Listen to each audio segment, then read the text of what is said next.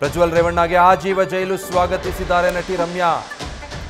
ನ್ಯಾಯ ಎಲ್ರಿಗೂ ಒಂದೇ ಅಂತ ಹೇಳಿ ರಮ್ಯಾ ಟ್ವೀಟ್ ಮಾಡಿದ್ದಾರೆ. ನ್ಯಾಯ ಎಲ್ರಿಗೂ ಒಂದೇ.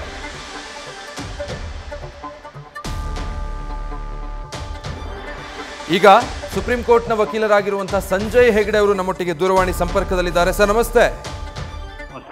ಸರ್, ಇವತ್ತಿನ ತೀರ್ಪಿನ ಮೂಲಕ ನ್ಯಾಯ ಎಲ್ಲರಿಗೂ ಒಂದೇ ಅನ್ನೋದು ಸಾಬೀತಾಗಿದೆ ಅಂತ ಹೇಳ್ಬೋದಾ?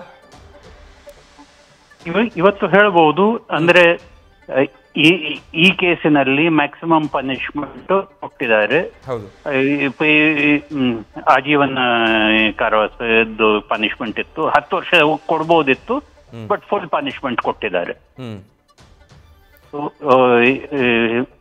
ನಮ್ಗೆ ಇಂಗ್ಲಿಷ್ ಅಲ್ಲಿ ಕಾನ್ಸ್ಟಿಟ್ಯೂಷನಲ್ ಲಾ ಅಲ್ಲಿ ಕಲಿಸ್ತಿದ್ರು, from prime minister to peon everybody is like before the law. ಇವಾಗ ಪ್ರೈಮ್ ಮಿನಿಸ್ಟರ್ ಅಲ್ಲ, ಪ್ರೈಮ್ ಮಿನಿಸ್ಟರ್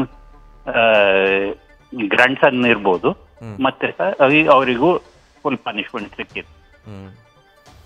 ಬಟ್ ಸರ್, ನಮ್ಮ ನ್ಯಾಯಾಂಗ ವ್ಯವಸ್ಥೆಯಲ್ಲಿ ಈಗ ದೋಷಿ ಅಪರಾಧಿ ಅನ್ನಿಸ್ಕೊಂಡವರಿಗೂ ಮತ್ತೊಂದು ಅವಕಾಶ ಇರುತ್ತೆ ಹೈಕೋರ್ಟಿಗೆ ಹೋಗೋದಕ್ಕೆ. ಹೌದು. ಸೊ ಈಗ ಪ್ರಜ್ವಲ್ ರೇವಣ್ಣ ಪರವಾಗಿ ಏನು ಅವಕಾಶಗಳಿದೆ? ಅಂದ್ರೆ ಪ್ರಜ್ವಲ್ ರೇವಣ್ಣ ಇರ್ಲಿ, ಯಾರು ಇರ್ಲಿ, ಟ್ರಯಲ್ ಕೋರ್ಟ್ ಇಂದ ಹೈಕೋರ್ಟ್ ಹೋಗ್ಬಹುದು. ಹೈಕೋರ್ಟ್ ಅಲ್ಲಿ ಇಲ್ಲಿ ಅದೇ ತೀರ್ಮಾನ ಇದ್ರೆ ಸುಪ್ರೀಂ ಕೋರ್ಟ್ಗೂ ಹೋಗ್ಬಹುದು. ಮಾತ್ರ ಇದು ಟ್ರಯಲ್ ಕೋರ್ಟ್ ಇಂದ ಹೈಕೋರ್ಟ್ ಹೋಗುವಾಗ ಚಾನ್ಸಸ್ ಇನ್ನೂ ಕಡಿಮೆ ಆಗ್ತದೆ, ಮತ್ತೆ ಹೈಕೋರ್ಟ್ ಇಂದ ಸುಪ್ರೀಂ ಕೋರ್ಟ್ ಹೋಗುವಾಗ ಚಾನ್ಸಸ್ ಬಹಳ ಕಡಿಮೆ ಆಗ್ತದೆ. ಹೇಗೆ ಸರ್ ಅದು? ಅಂದ್ರೆ ನಾರ್ಮಲಿ ಅಪೀಲ್ಸ್ ಕೋರ್ಟ್ ಇದನ್ನು ಟ್ರಯಲ್ ಕೋರ್ಟ್ ಮತ್ತೆ ಹೈಕೋರ್ಟ್ ಇದು ಡಿಸಿಷನ್ಸ್ ಅನ್ನು ಖಾಲಿ ರಿವ್ಯೂ ಮಾಡುದು, ಪುನೊಮ್ಮೆ ವಿಚಾರಣೆ ಮಾಡುದಂತ ಇಲ್ಲ. ಅಲ್ಲಿ ಏನೆಲ್ಲ ಇದು ಸ್ಟೇಟ್ಮೆಂಟ್ಸ್ ಇತ್ತು, ಎವಿಡೆನ್ಸ್ ಏನೆಲ್ಲ ಇತ್ತು, ಅದು ಕರೆಕ್ಟ್ ಆಗಿ ಅಪ್ರಿಶಿಯೇಟ್ ಆಗಿದೆಯಾ ಇಲ್ವಾ ಅಂತ ಅಷ್ಟೇ ನೋಡುದು. ಸೊ ಹೊಸ ಕೇಸ್ ಬರೋದಿಲ್ಲ ಸುಪ್ರೀಂ ಕೋರ್ಟ್ ಅಲ್ಲಿ, ಹೈಕೋರ್ಟ್ ಮತ್ತೆ ಸುಪ್ರೀಂ ಕೋರ್ಟ್ ಅಲ್ಲಿ ಅಪೀಲ್ಸ್ ಬರುವುದು. ಓಕೆ, ಅಂದ್ರೆ ಈಗ ಟ್ರಯಲ್ ಕೋರ್ಟ್ ಅಲ್ಲಿ ಹೇಗೆ ವಿಚಾರಣೆ ನಡೀತು ಅದೇ ರೀತಿ ಮತ್ತೊಮ್ಮೆ ಸಂಪೂರ್ಣ ವಿಚಾರಣೆ ನಡೆಯೋದಿಲ್ಲ ಹೈಕೋರ್ಟ್ ಅಲ್ಲಿ? ಹೌದು, ಸಂಪೂರ್ಣ ವಿಚಾರಣೆ ನಡೆಯೋದಿಲ್ಲ, ಫ್ರೆಶ್ ಎವಿಡೆನ್ಸ್ ಬರಲ್ಲ. ಇದು ಏನೆಲ್ಲ ಎವಿಡೆನ್ಸ್ ಇದೆ, ವಿಕ್ಟಿಮ್ ಇದು ಸ್ಟೇಟ್ಮೆಂಟ್ ಎಲ್ಲ ಇದೆ, ಅದ್ರ ಮೇಲೆ ತೀರ್ಮಾನ ಕರೆಕ್ಟಾ ಅಲ್ವಾ ಅಂತ ಅಷ್ಟೇ ನೋಡುದು.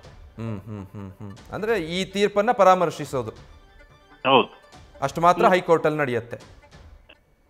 ಹೆಚ್ಚಿನತ್ತು ಅದೇ ಆಗುದು. ಓಕೆ ಸರ್, ಈಗ ಹೈಕೋರ್ಟ್ ನಲ್ಲಿ ಇದರ ವಿಚಾರಣೆ ನಡೆಯುವಂತ ಸಂದರ್ಭದಲ್ಲಿ ಅದನ್ನ ರಿಲೀಫ್ ಅಂತ ಏನಾದ್ರು ಭಾವಿಸ್ಬೇಕಾ? ಯಾಕಂದ್ರೆ ಇನ್ನೂ 3 ಕೇಸ್ಗಳಿರೋದ್ರಿಂದಾಗಿ. ಹೌದು, ಅಂದ್ರೆ ಪ್ರತಿಯೊಂದು ಕೇಸಲ್ಲಿ ಇದೇ ಪ್ರೊಸೀಜರ್ ನಡೀತದೆ. ಈ ಬೇರೆ ಕೇಸಸ್ ಅಲ್ಲಿ ಈ ಕನ್ವಿಕ್ಷನ್ ಆಗ್ತದ ಇಲ್ವಾ ಅಂತ ನಮ್ಗೆ ಗೊತ್ತಿಲ್ಲ. ಅದರಲ್ಲಿ ಕನ್ವಿಕ್ಷನ್ ಆದ್ರೆ ಅದರ ವಿಷಯ ಬೇರೆ ಅಪೀಲ್ ಫೈಲ್ ಮಾಡ್ಬೇಕಾಗ್ತದೆ. ಈ ಕೇಸಿನ ಬಗ್ಗೆ ಅಪೀಲ್ ಬಂದಾಗ ಅವಾಗ ನೋಡ್ತಾರೆ, ಅಂದ್ರೆ ಈ ಕೇಸ್ ಇದು ಕನ್ವಿಕ್ಷನ್ ಎಫರ್ಮ್ ಮಾಡ್ಬೇಕಾ, ಅಪೀಲ್ ಅಲೌ ಮಾಡ್ಬೇಕಂತ ಹಾಗೆ ನೋಡ್ತಾರೆ. ಇದು ಕನ್ಫರ್ಮ್ ಮಾಡಿದ್ರೆ ಕಡೆಗೆ ಅದರ ನಂತರ ಸುಪ್ರೀಂ ಕೋರ್ಟ್ ದಾರಿ. ಈಗ ಈ ಪ್ರಕರಣದಲ್ಲಿ ತಾನು ನಿರ್ದೋಷಿ, ತಾನು ಅಪರಾಧಿ ಅಲ್ಲ ಅಂತ ಹೇಳಿಯೇ ಹೈಕೋರ್ಟ್ಗೆ ಅಪೀಲ್ ಹೋಗ್ತಾರೆ ಹಾಗಿದ್ರೆ? ಹೌದು,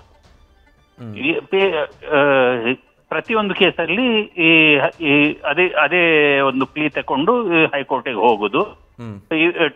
ಟ್ರಯಲ್ ಕೋರ್ಟ್ ತೀರ್ಮಾನ ಸರಿಯಲ್ಲ, ನಾನು ಅಪರಾಧಿ ಅಲ್ಲ, ನಿರ್ದೋಷಿ, ಈ ಎಲ್ಲ ಎವಿಡೆನ್ಸ್ ನೋಡಿದ್ರಲ್ಲಿ ಇದರಲ್ಲಿ ಪ್ರೂಫ್ ಬಿಯಾಂಡ್ ರೀಸನಬಲ್ ಡೌಟ್ ಇಲ್ಲ, ಹಾಗಿದ್ದು ಅಪೀಲ್ ನಾರ್ಮಲಿ ಫೈಲ್ ಆಗುದು. ಕಡೆಗೆ ಹೈಕೋರ್ಟ್ ರಿವ್ಯೂ ಮಾಡಿದಾಗ ಕೆಲವೊಮ್ಮೆ ಅಪೀಲ್ಸ್ ಅಲೌ ಆಗ್ತದೆ, ಕೆಲವೊಮ್ಮೆ ಅಪೀಲ್ಸ್ ಡಿಸ್ಮಿಸ್ ಆಗ್ತದೆ. Okay, thank you sir News First ಜೊತೆ ಮಾತಾಡಿದ್ದಕ್ಕೆ.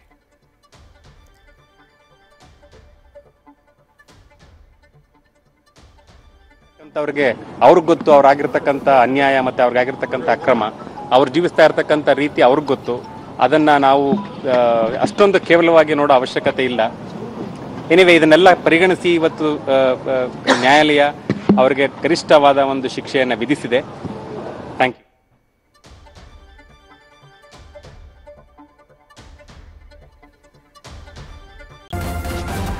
ನ್ಯೂಸ್ ಫಸ್ಟ್ ನಿರ್ಭೀತಿಯಿಂದ ನಿಮ್ಮ ಪರವಾಗಿ.